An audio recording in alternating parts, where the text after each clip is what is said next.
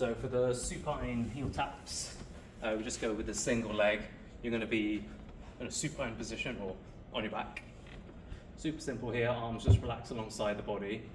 We're going to try and keep the lower back down towards the floor. Now I know it's difficult to get it squeezed all the way down, but we kind of tip the pelvis here. So I always visualize like either having a belt buckle that you'd be trying to tip the pelvis back.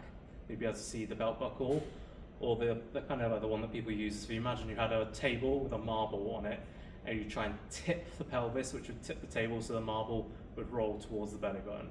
So you're going to try and maintain that the whole time. This left foot can just stay down. You lift the right leg up and you literally try and take the heel down and lift. Again, trying to keep this as still as possible.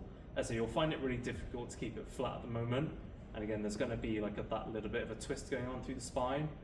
So I'm not expecting it to be perfect, but we're trying to maintain that control over the position. I think a good one to aim for, even if you can't keep the back flat, is just to keep it even completely still. And I don't mind it being controlled.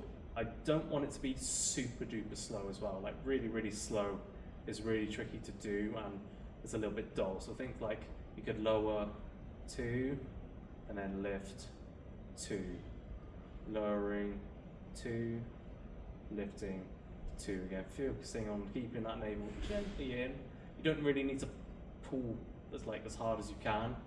I think like like half that amount is probably the amount that you're going to need to focus on it at the moment.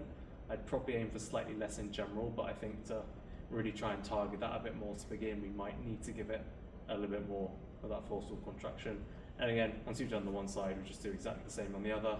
And you will feel slightly different side to side, I think. Again, just because of how the body is at the moment and how things activate.